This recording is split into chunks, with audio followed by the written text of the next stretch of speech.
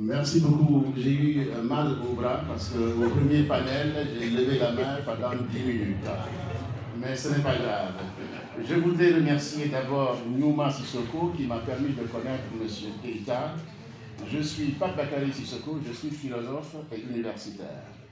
Dans notre tradition, nous parlons souvent des sources. J'aime beaucoup M. Keïta, je ne le flatte pas, nous nous rencontrons souvent à des manifestations de géopolitique, de culture, etc. Et il fait un excellent travail. C'est pourquoi je me suis permis de venir un dimanche ici, depuis Choisy-le-Roi. Je suis content de voir Badji, un jeune que j'accompagne dans le conseil et qui est extrêmement bon en économie sociale et solidaire. Et le jeune Babadem qui est là aussi, qui fait un excellent travail. Il faudrait que nous, les anciens, qu'on parle effectivement de ces jeunes qui bougent et qui font bouger la diaspora. On les oublie très souvent. J'enseigne les travailleurs sociaux, j'enseigne à l'éducation nationale, j'enseigne les expatriés sur les questions d'interculturalité, j'enseigne la diaspora. Je voudrais dire aux jeunes aussi, et je ne manque pas de le dire, de prendre des cours d'éloquence. Babadem, tu sais de quoi je parle. Souvent, nos jeunes sont très très bons, mais ne parlent pas bien et clairement.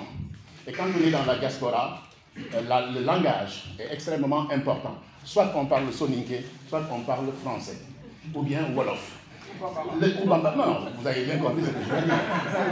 Moi, je suis malinké, et je le parle très mal, mais j'apprends. Je voudrais revenir sur le premier panel et je continue sur le deuxième.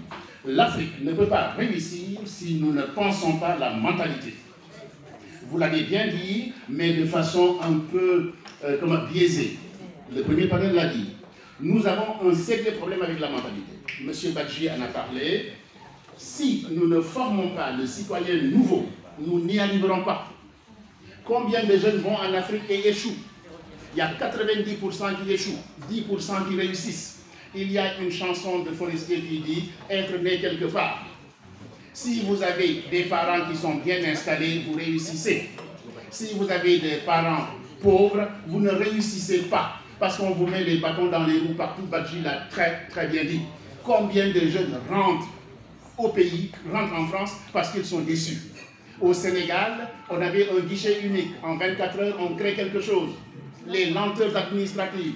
Je travaille beaucoup sur la diaspora et sur l'investissement. Je suis philosophe pragmatique. Je connais très bien ces sujets-là. Récemment, un jeune homme me dit « Mais grand Pape Sissoko, je vais au Sénégal, je donne mon projet. La lenteur administrative dans les couloirs, ils l'ont vendu, monsieur. Ils ont volé le projet et ils l'ont vendu. Comment voulez-vous qu'on s'en sorte? Nos jeunes qui sont nés ici, qui savent 1 + 1 = 2, qui rentrent au pays parce qu'ils savent qu'ils ont quelque chose à apporter. Oui, notre jeunesse se bat. Oui, nous avons des talents. Oui, nos jeunes sont forts. Mais l'Afrique est risquée. Je vous donne un exemple, les accidents. L'Afrique est accidentogène. Moi, je suis un philosophe pragmatique. Les accidents, trop d'accidents. Trop d'accidents. Et après, multiplier ça dans d'autres domaines, etc. Il est vrai, et vous l'avez très bien dit, je pense que c'est notre ami consultant qui le disait, quand on va dans un pays, il faut s'informer, se préparer. Il faut connaître l'environnement, tous les environnements et de la géopolitique. Vous l'avez très bien dit, mais je me permets de le redire, parce que je suis un doyen et j'ai une expertise avérée. J'ai une expertise avérée et je ne suis pas modeste du tout, je n'ai pas besoin de modestie.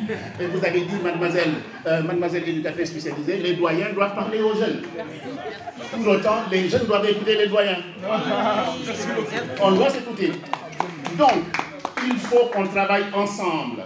Il faut qu'on soit rigoureux. L'Afrique est risquée. Il y a beaucoup de risques. Et nous tous, nous voulons rentrer au pays faire. Monsieur, vous êtes ivoirien, notre chef d'État se présente au 4e mandat. Badji, tu l'as bien dit, l'instabilité politique. Comment voulez-vous que cette Afrique se développe? Je donnais un exemple il n'y a pas longtemps avec le doyen Lansine Keïta, que monsieur Lansine Camara, que monsieur Keïta connaît très bien. Je lui dis, je prends l'exemple de la RDC, qui est assis sur des richesses insoupçonnées, mais qui est le plus pauvre. On dit l'avenir est en Afrique. J'ai dit arrêtez vos conneries. Quelqu'un a dit tout à l'heure, nous avons tout, mais nous n'avons pas de filière. Comment voulez-vous?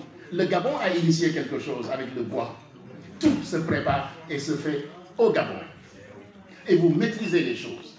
Mais si on confie ça aux autres, et en ce moment c'est le centenaire de Fanon, vous le savez très bien, qui parle effectivement d'aliénation, il faut qu'on déconstruise tout ça. Nous sommes capables, chers amis, mais nous ne sommes pas organisés. Tout notre travail, c'est l'organisation. Nous organiser, mutualiser nos compétences. Quelqu'un a parlé du Sénégal, du modèle sénégalais avec le PASTEF. Oui, mais pas tout le Sénégal. Je connais très bien le Sénégal, il y a des gens, ils doivent créer une mosquée, mais ça fait 15 ans qu'ils essayent de cotiser. Mais le PASTEF, qu'est-ce qu'ils ont voulu? C'était du dégagisme. Moi, je n'ai pas cotisé pour le PASTEF. Hein. Je n'ai pas cotisé, je n'ai pas honte. Je ne suis pas PASTEF. S'il vous plaît, n'hésitez pas à abréger. Merci, je vais abréger. C'est tout simplement dire qu'il faut qu'on s'organise, il faut que la jeunesse s'organise, il faut que les États aident les jeunes. Si les États n'aident pas les jeunes, on ne réussira jamais. L'Afrique est risquée, même s'il y a des potentialités. Merci.